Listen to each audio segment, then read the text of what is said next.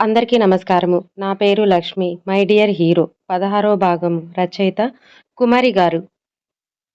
నేను కూడా అదే ధైర్యంతో మేఘకి చెప్పాను. మేఘ నా ఉద్దేశం విన్నాక సంతోషంగానే ఒప్పుకుంది.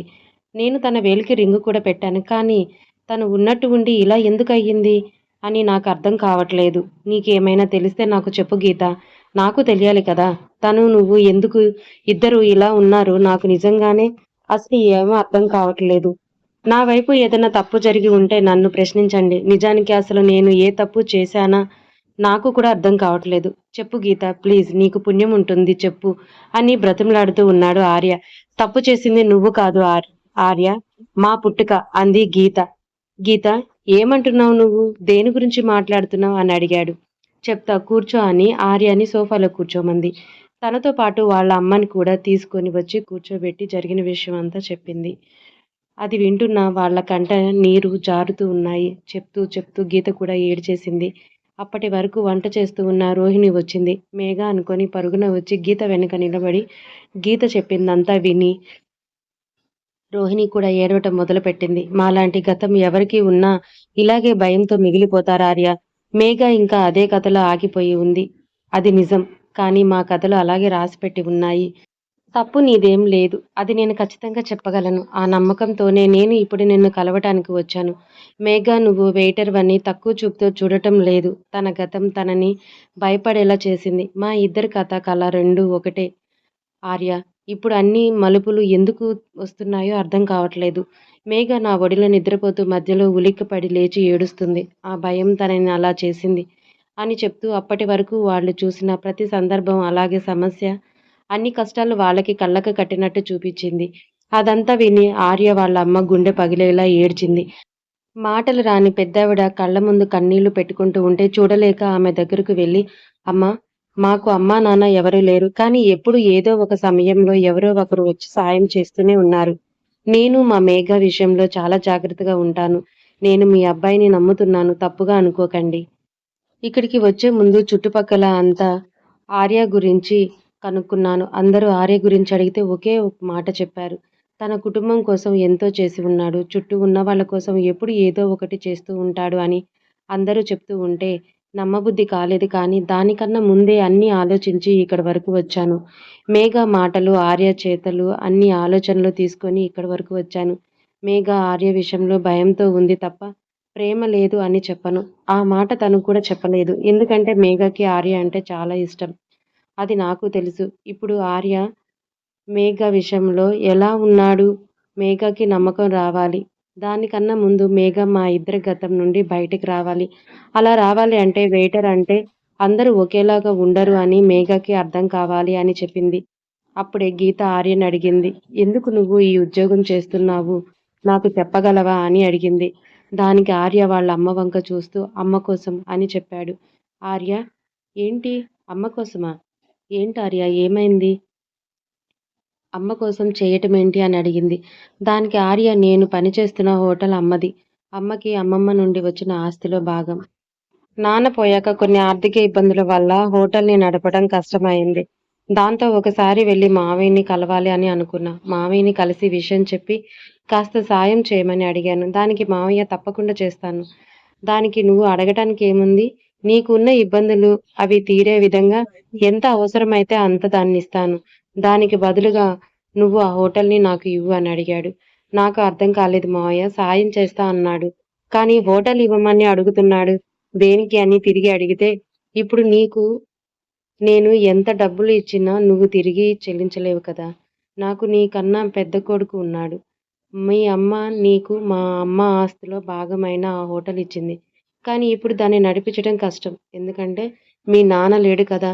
అదే నాకిచ్చావనుకో దాన్ని నా కొడుకు పేరు మీద రాసి వాడికి ఆస్తిగా ఇచ్చేస్తాను. ఏదైనా అది మా అమ్మది కదా! దాన్ని పొందే అర్హత ఎవరికి ఉందో వాళ్ళకి మాత్రమే అది దక్కుతుంది అని మావయ్య మాట్లాడాడు.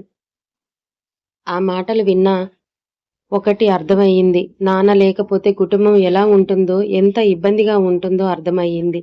అమ్మకి ఇంట్లో బాగుండి ఉంటే ఏదో ఒకటి చేసి డబ్బు తెచ్చి ఆ హోటల్‌ని నడిపేవాడిని. కానీ అప్పటికే నేను ఏమీ చేయలేకపోయాను. కొద్ది రోజులు సమయం కావాలి అని అడిగాను. ఈలోపు బాగా ఆలోచించాను. కానీ ఎక్కడా నాకు ఏ అవకాశము దొరకలేదు. ఉన్న ఒక్క అవకాశం మావయ్య దగ్గరే ఉంది. అందుకే వెంటనే వెళ్లి "సరే మావయ్య, హోటల్ మీరే తీసుకోండి" అని చెప్పి వాళ్ళకి అప్పగించి కొంత డబ్బు తీసుకొని అమ్మని హాస్పిటల్‌లో తీసుకొని వెళ్ళాను. అమ్మకి వైద్యం చేపిస్తూ ఇంటిని నడిపిస్తూ ఉన్నాను. ఇంతలో మావయ్య హోటల్‌లో భోజనం వండే పద్ధతులలో మార్పులు చేస్తున్నట్టు తెలిసింది. అత్తయ్య కాస్త అమ్మకి దగ్గరగా ఉంటూ ఉంటుంది. అయితే అత్తయ్య ఒకరోజు ఇంటికి వచ్చి అమ్మ దగ్గర కూర్చొని ఏడుస్తూ "వదినా, నన్ను క్షమించు. ఇలాంటి పరిస్థితుల్లో నిన్ను ఇలా వదిలిపెట్టానని నాకు అస్సలు లేదు. కానీ నా పరిస్థితి అలాంటిది. ఇంట్లో కూడా ఏం జరుగుతుందో ఏమీ అర్థం కావట్లేదు వదినా. మీ అన్నయ్య, నా కొడుకు ఇద్దరూ ఏదో వ్యాపారం చేస్తున్నారు. దానితో పాటుగా మీ హోటల్‌లోని కూడా సొంతం చేసుకున్నారు. దానిలో ఏవో తప్పులు జరుగుతున్నాయని ఇంట్లో డ్రైవర్ చెప్పగా అర్థమైంది. అదేంటో కనుక్కుందామని నేనే స్వయంగా ఒకసారి హోటల్‌కి వెళ్ళాను. అక్కడ ఫుడ్‌లో డ్రగ్స్ కలుపుతున్నారని తెలిసింది. అక్కడ ఉన్న వంట వాళ్ళ దగ్గరికి బయటకి వాళ్ళు ఎవరిని పంపటం లేదు అంటూ ఇదంతా ఎందుకు అని ఆరా తీసి చూశాను. ఫుడ్ బాగుంది అని దానికి అలవాటు పడి జనాలు వచ్చి అక్కడే భోజనం చేయాలన్న కుట్రలో భాగంగానే ఫుడ్‌లో ఏవో డ్రగ్స్ కలుపుతూ ఉన్నట్టు నాకు అక్కడ వాళ్ళు చెప్పారు. అది నేరుగా చూద్దామని నేనే వంటగదిలోకి వెళ్దామనుకున్నాను. కానీ వాళ్ళు నన్ను లోపలికి రానివ్వలేదు. చుట్టూ సీసీ కెమెరాలు ఉండటం వల్ల నేను కూడా ఒంటరిగా వెళ్ళటం మంచిది కాదు అని ఒకరోజు ఎదురు చూశాను. అప్పుడు నా కొడుకే దానికి ఓనర్ కదా! అందుకే సుబ్బుని తీసుకొని వెళ్దామనుకున్నాను. ఆ రోజు ఇంట్లో ఏమీ వండలేదు. బాగా ఆకలిగా ఉంది. బయటికి వెళ్లి తిందామని అడిగా. దానికి వాడు పెద్ద హోటల్‌కి వెళ్దామని చెప్పి కారెక్కించాడు. కానీ పెద్ద హోటల్ అంటే ఏది అని అడిగా. మా ఫ్రెండ్ వాళ్ళ హోటల్ అన్నాడు సుబ్బు. ఎందుకు మన హోటల్ ఉంది కదా! అక్కడికి వెళ్దామన్నా. దానికి వాడు కాస్త కంగారు పడి ఎందుకమ్మా ఇప్పుడు అక్కడ తినటానికి ఏమీ ఉండదని ఏదో ఒకటి చెప్తూ ఉన్నాడు. అక్కడికే వెళ్దాము అని అడిగాను నేను. అప్పటికి వాడు ఏదో కథ చెప్తూనే ఉన్నాడు. అయితే నేను ఇదే మొదటిసారి కదరా అడిగాను తీసుకొని వెళ్ళు అని మళ్ళీ మళ్ళీ అడగగా దానితో వాడు ఒప్పుకొని నన్ను తీసుకొని హోటల్‌కి వెళ్ళాడు. ఇద్దరం కలిసి వెళ్ళాం కదా! వాడు మా ఇద్దరిని విడిగా ఏదో తయారు చేపిస్తూ ఉన్నాడు. కానీ మిగతా వాళ్ళు వేరే వంటలు తింటున్నారు. అయితే ఎందుకురా ఇవన్నీ మనం కూడా అవే తిందాము అని చెప్పి అడిగా. దానికి వాడు వద్దమ్మా అవన్నీ చైనీస్ వంటకాలు. నువ్వు తినలేవు. అందుకే నీకోసం ఇవన్నీ చేపించాను అని చెప్తూ ఉన్నాడు. అయితే వాడి కంగారు చూసి అప్పటికే నాకు అనుమానం ఎక్కువయ్యింది. ఒకసారి వంట వాళ్ళని కలిసి వస్తాను అని అన్నాను. ఎందుకు అని మళ్ళీ కంగారు పడుతూ అడిగాడు. పరిచయం చేసుకుంటాను కదా!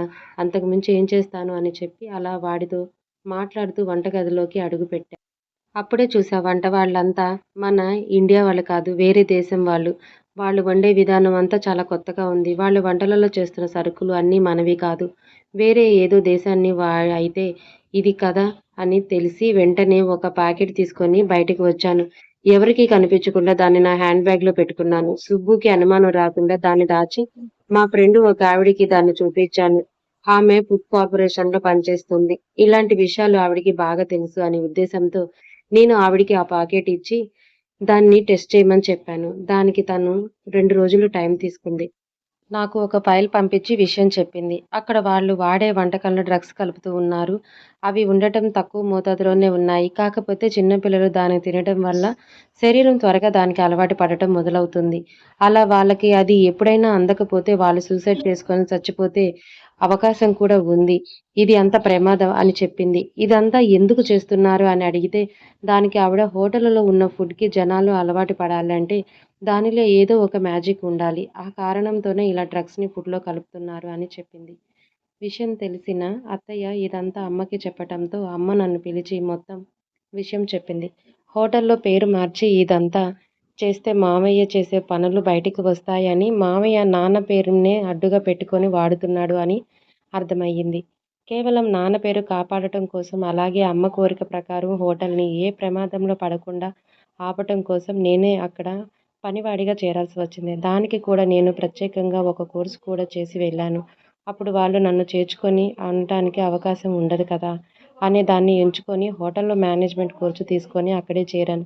కేవలం ఫుడ్ దగ్గర ఉంటాను. అక్కడ ఫుడ్‌లో ఏ డ్రగ్స్ కలుస్తున్నాయని చూసి అక్కడ ఉన్న వాళ్ళతోనే సంబంధాలు కలుపుకొని ఇంకా కొంతమంది కొత్త వాళ్ళని పిలిపించి అక్కడికి ఎక్కడి నుండి డ్రగ్స్ వస్తున్నాయన్న విషయం తెలిసింది. మొత్తం ఆ డ్రగ్స్ రాకెట్‌ని ఆపాలి అన్న ఒకే ఒక్క సంకల్పంతో ఇలా ఈ పని చేస్తూ ఉన్నాను. ఉదయం ఇంట్లో అమ్మతో ఉంటాను. సాయంత్రం అయితే హోటల్‌కి వెళ్తాను. ఉదయం వచ్చి పని చేయమని మావయ్య ఎన్నో సార్లు అడిగినా నేను దానికి ఒప్పుకోలేదు. దానితో పాటుగా అమ్మను చూసుకోవాలి అన్న కారణం చూపించి సాయంత్రం మాత్రమే వెళ్తూ ఉంటాను. దానికి కూడా ఒక కారణం ఉంది. ఉదయం వండవలసిన దాని కోసం రాత్రి సరుకు రెడీ చేస్తారు. అప్పుడే వాళ్ళు ఏ సరుకు దించుతున్నారు అని చూడవచ్చు. అప్పుడే నాకు ఒక ఆలోచన వచ్చింది. అక్కడ కలిపే డ్రగ్స్ వెనుక ఉన్న వాళ్ళని పట్టుకోవాలి. దానికి కారణమైన వాళ్ళని బయటికి లాగాలి అని. నా హోటల్ పేరుని కాపాడాలి. దానితో పాటు వీలైనంత త్వరగా ఆ హోటల్‌ని మావయ్య దగ్గర నుండి తీసుకొని మావయ్యకి ఇవ్వాల్సిన డబ్బులు ఇచ్చి దాన్ని కాపాడాలి. అదే నేను అక్కడ పని చేయటానికి కారణం. అంతకు మించి ఏమీ లేదు గీత అని ఆర్య చెప్పాడు. అంతా గీతకి వివరంగా చెప్పాడు ఆర్య కథ విన్నాక. గీత ఇంత మంచి అబ్బాయి మేఘకి దొరకటం నిజంగా దాని అదృష్టం అని చాలా సంతోషంగా ఫీలయ్యింది. కానీ ఆర్య ఎలాంటివాడు అని నిజం గీతకి మాత్రమే తెలుసు. అదే విషయం మేఘకి కూడా అర్థం కావాలి. అలా అంటే గీత ఆర్య మంచివాడు అని మేఘకి ఎలా నిరూపించాలి? గీత చెప్తే మేఘ వింటుంది కానీ తనకి తానుగా నమ్మాలి అంటే ఆర్య ఏదో ఒకటి చేసి మేఘాని తన గతం నుండి బయటకు తీసుకొని రావాలి. అదే విషయం గీత బాగా ఆలోచించి ఆర్యకి చెప్పింది. నువ్వు నీ జీవితంలో ఎన్ని సమస్యలు చూసి ఉన్నావో అంతకన్నా ఎక్కువ చూసి ఇలా భయంతో, కంగారుతో బ్రతుకుతూ ఉన్నాము. ఇప్పుడు మేఘ పరిస్థితి ఎవరిని చూసినా నమ్మదు. భయంతో మాత్రమే చూస్తుంది. నువ్వు వెయిటర్‌గా